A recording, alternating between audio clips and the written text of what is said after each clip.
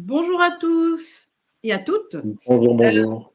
Bonjour. Bienvenue à ce webinaire sur le sujet passionnant de la cybersécurité et RGPD dans Salesforce. Pour me présenter rapidement, donc je suis Agère Lucas, je suis Head of Sales chez Gimini. Gimini qui est un intégrateur pure player Salesforce. Et aujourd'hui, je suis accompagnée de 2 experts en sécurité. Je vais les laisser se présenter et dérouler ce webinaire qui, j'espère, vous sera en tout cas instructif. Voilà, je vous laisse la main, Sébastien et Marc. Surtout, merci à Agère pour cette info.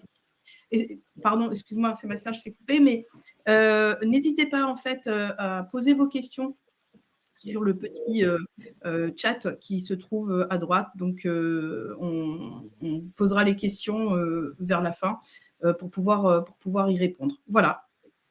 Je vous laisse la main. Merci Agère pour cette introduction. Moi, pour me présenter rapidement, donc, je suis Sébastien Leguet, je suis architecte Salesforce chez Gimini et je fais du Salesforce maintenant depuis à peu près 10 ans. Et sur mon parcours, j'ai travaillé dans pas mal de grands comptes, et notamment dans le secteur de l'assurance. Et dans ce milieu-là, la sécurité et les normes RGPD sont très importantes. Et assez naturellement, du coup, j'y ai été sensibilisé. Et c'est pour ça que chez Gimini, j'ai pris ce sujet-là. Donc, je te laisse te présenter, Marc. Ouais, merci Sébastien. Bonjour tout le monde. Donc moi, c'est Marc Castegno. Je suis consultant en cybersécurité et RGPD. Donc j'aide les TPE et PME à se protéger des menaces cyber et à être conformes au RGPD. Et avant cela, j'ai travaillé plus de 10 ans chez BNP Paribas. Donc également secteur financier, secteur les banques où il y a une grande attention à la sécurité des données. J'ai notamment fait l'audit interne, l'inspection générale chez eux. Et voilà, c'est ce qui m'a permis de développer cette expertise.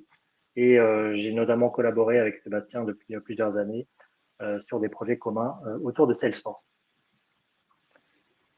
Donc aujourd'hui, pour démarrer, ce qu'on va vous présenter, c'est on va rappeler en gros qu'est-ce que c'est la cybersécurité, qu'est-ce que c'est le RGPD et surtout pourquoi c'est important. Donc la cybersécurité, ça va être l'ensemble des activités qui visent à protéger les données et les systèmes d'information des menaces.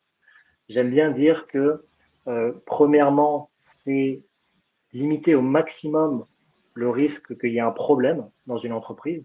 Donc un problème, ça peut être une fuite de données, ça peut être un rançongiciel qui bloque complètement le système d'information, ça peut être un site internet ou une application qui se rend indisponible. Donc la première chose, on va mettre en place des mesures de sécurité pour diminuer ce risque-là. Et ces mesures, ça va être soit des outils, ça c'est un réflexe assez habituel, mais ça peut être aussi de l'organisation, d'accord, de la formation, de la sensibilisation. Et ça peut être aussi, par exemple, du juridique, c'est-à-dire encadrer un petit peu les relations entre l'entreprise et les sous-traitants avec des clauses particulières qui protègent l'entreprise. Donc ça, c'est pour réduire les risques. Le deuxième point, si jamais il y a un problème, parce que le risque zéro n'existe pas, surtout dans ce domaine-là, eh bien, ça va être de faire en sorte que l'entreprise puisse réagir le plus rapidement possible pour rétablir le service le plus rapidement possible, qu'elle ait un plan d'action de réaction. Donc, premièrement, diminuer au maximum le risque d'avoir un problème. Et deuxièmement, si jamais il y a un problème, réagir le plus rapidement possible. Ça, c'était pour la partie cyber. Maintenant, pour la partie RGPD. Donc, le RGPD, c'est un règlement qui est en vigueur en Europe depuis 2018 et qui concerne précisément les données personnelles. Donc, les données personnelles, c'est ce qui va pouvoir identifier de manière précise une personne. On pense naturellement aux données d'identification, nom, prénom, etc.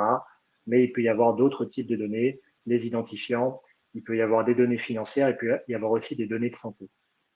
Et donc, ce règlement, il introduit deux choses.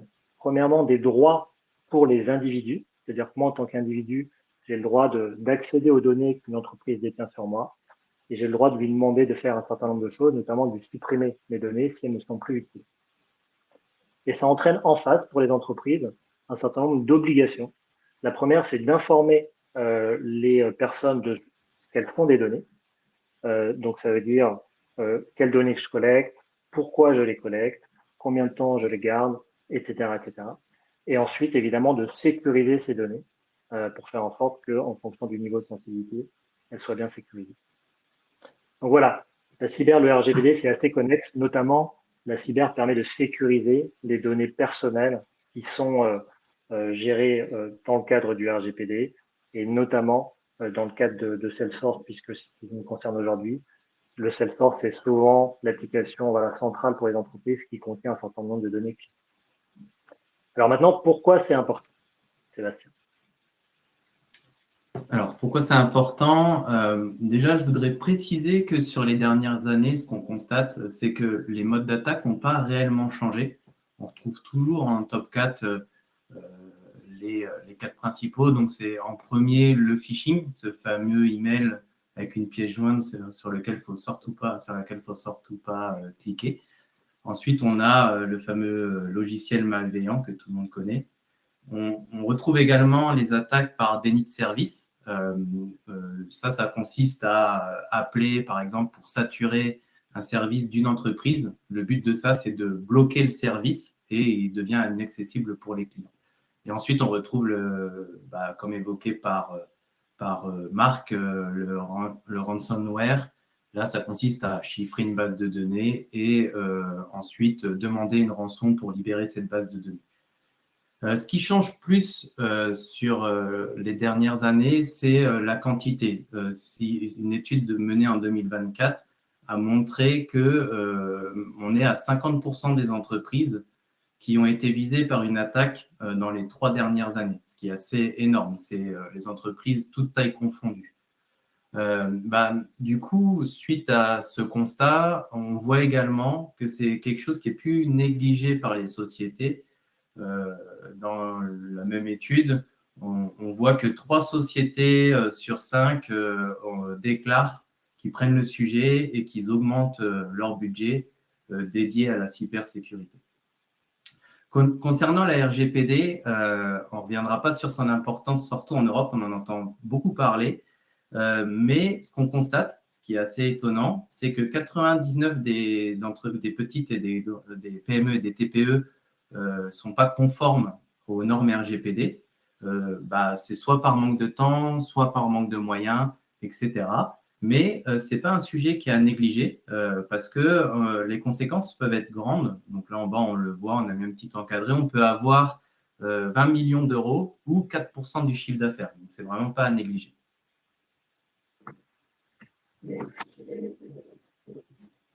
Merci Sébastien. Du coup, maintenant, on va passer aux erreurs que l'on rencontre le plus souvent, notamment dans nos missions sur chez les clients et côté Salesforce.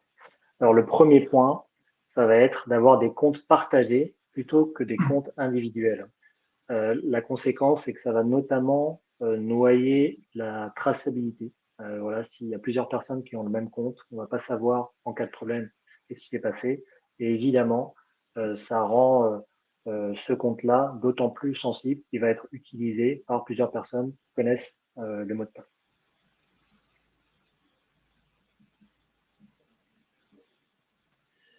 On va avoir le fait qu'il n'y ait pas de multifactor authentication, donc on parle de MFA ou authentification multifacteur. Plusieurs facteurs, ça va être ce que je sais, donc par exemple un login et un mot de passe. Ce que j'ai, ça va être par exemple la notification du téléphone ou une clé particulière. Et ce que je suis, par exemple, des données biométriques, le Face ID pour les iPhones, par exemple. Donc quand on n'a pas de MFA, le risque, c'est que si quelqu'un accède à notre mot de passe, il puisse quand même se connecter et qu'il n'y ait pas une vérification supplémentaire. Normalement, vous voyez ce schéma-là, notamment pour accéder à vos comptes en banque. Oui, Marc, juste sur ce point, ce qu'on constate, nous, dans le monde Salesforce, c'est que le MFA, l'éditeur a beaucoup communiqué dessus, il l'a contractualisé, etc. Donc, on constate quand même globalement que sur les ordres de production, en tout cas Salesforce, c'est plutôt bien respecté. Par contre, je te rejoins, ce qu'on constate, ce n'est pas forcément appliqué à tout le SI. Donc, c'est juste pour contraster tes propos. Ouais, donc ça, c'est bien que, tu vois, Salesforce est de plus en plus obligé, en fait, les organisations à le mettre en place et à le déployer parce que c'est vraiment un facteur clé. Une autre erreur classique, c'est pas de sauvegarde. Globalement, quand on met des données sur un SaaS, dans le cloud, etc., on a l'impression qu'elles sont naturellement sauvegardées. Et le problème, c'est que c'est pas toujours le cas, puisque voilà, on va pouvoir on va pouvoir…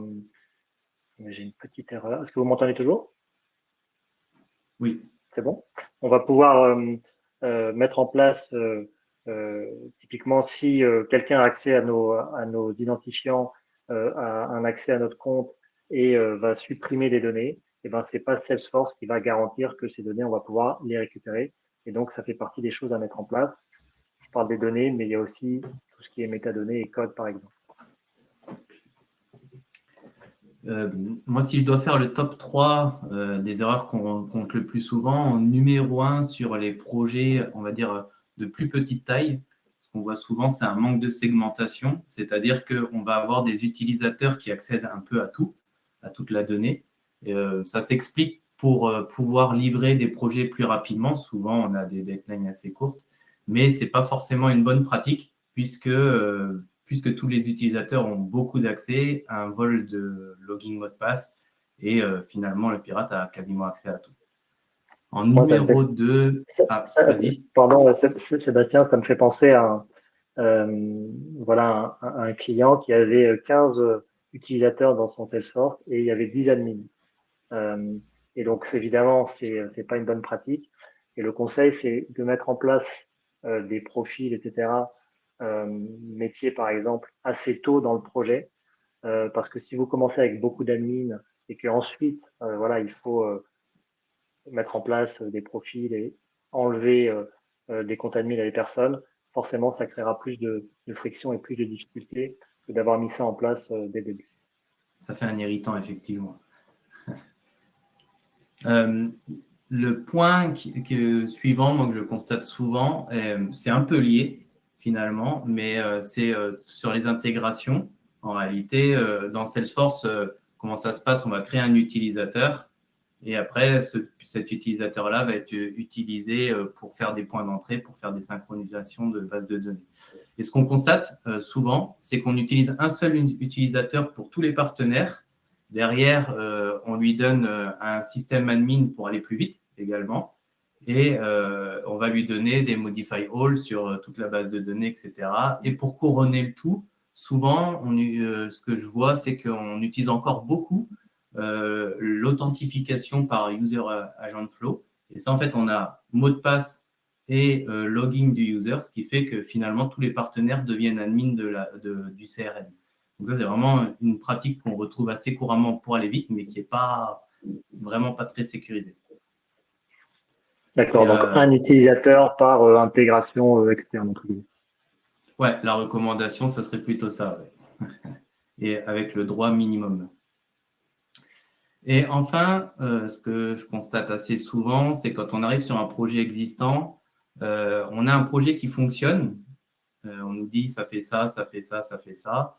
Mais en réalité, on ne le sait pas réellement parce que le monitoring, ce n'est pas toujours simple dans Salesforce. Mais on oublie souvent que grâce au monitoring, on peut améliorer le CRM en détectant les erreurs en avance de phase, etc. Et ça, c'est quelque chose qui est très, très peu appliqué chez le client.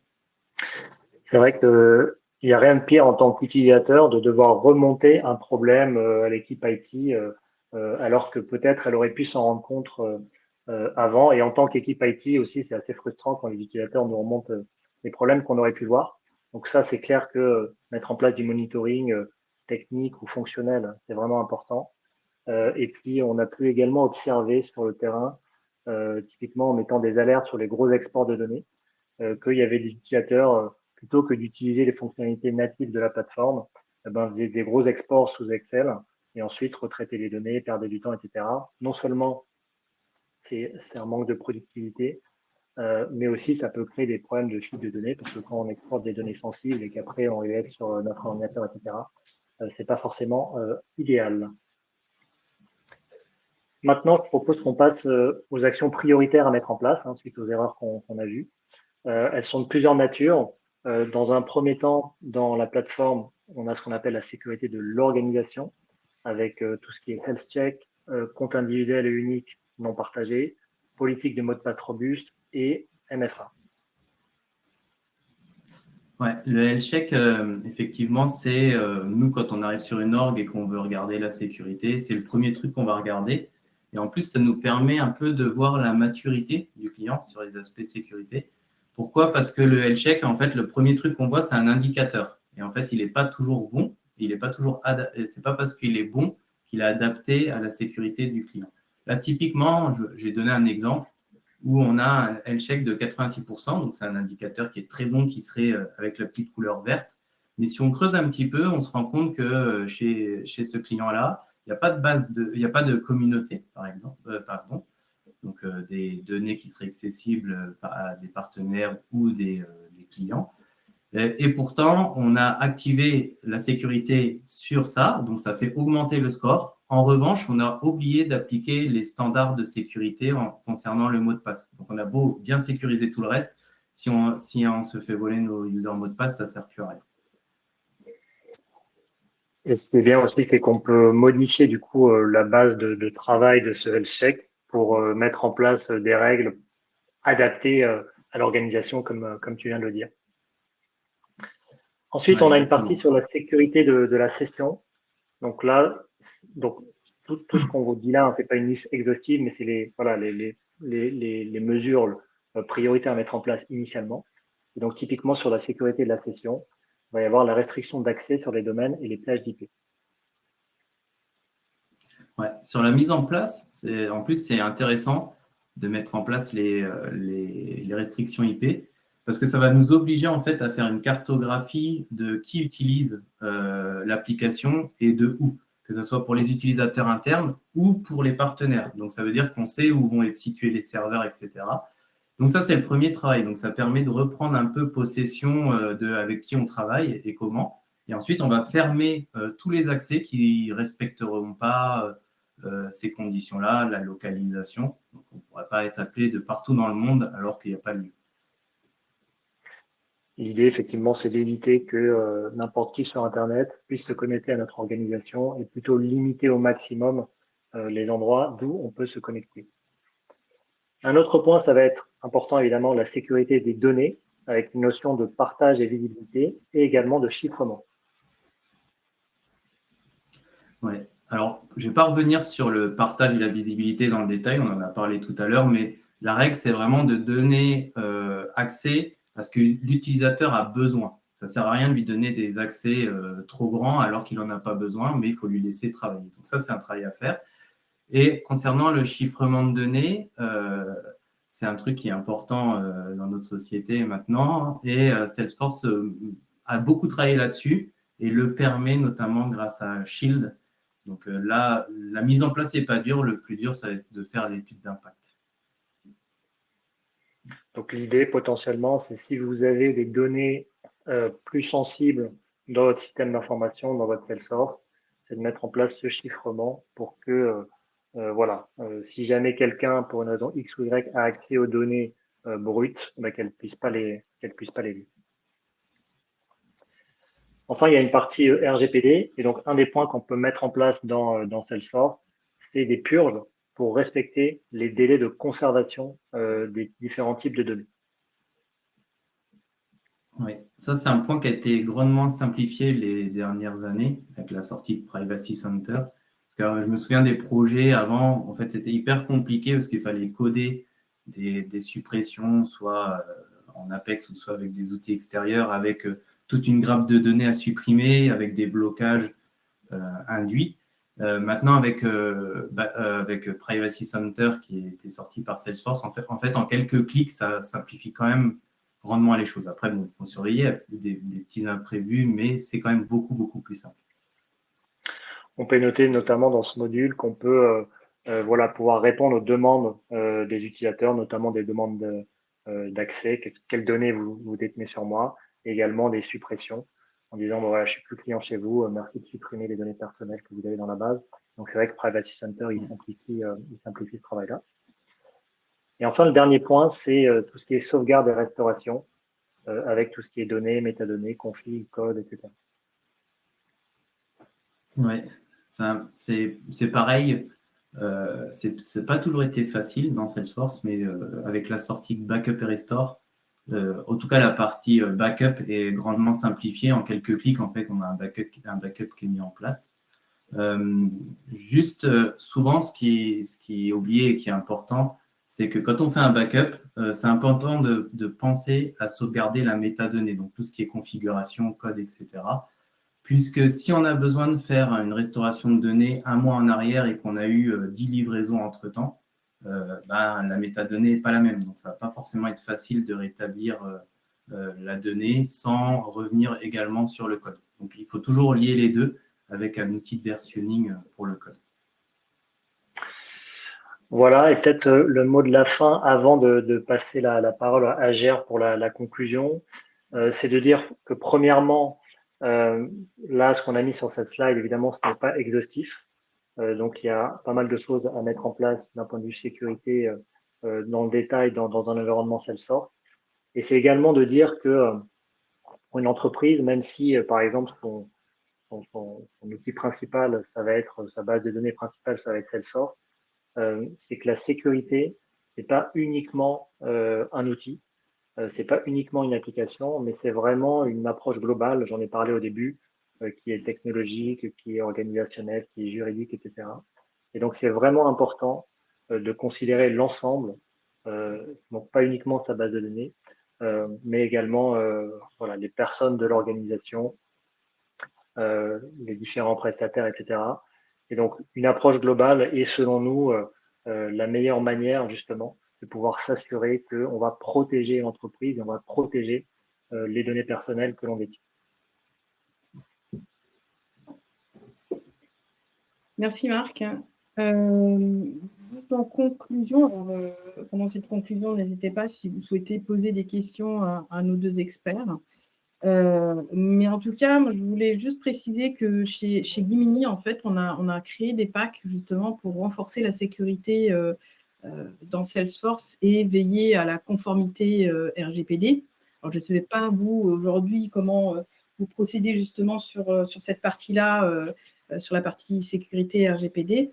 Mais en tout cas, on accompagne également de A à Z pour pérenniser l'activité et garantir le respect du RGPD dans toute l'entreprise. Et pour un premier point, n'hésitez pas à nous contacter, en tout cas, pour au moins un audit gratuit pour voir en fait si vous êtes RGPD compliant ou si justement en termes de sécurité, les normes sont respectées dans votre environnement Salesforce.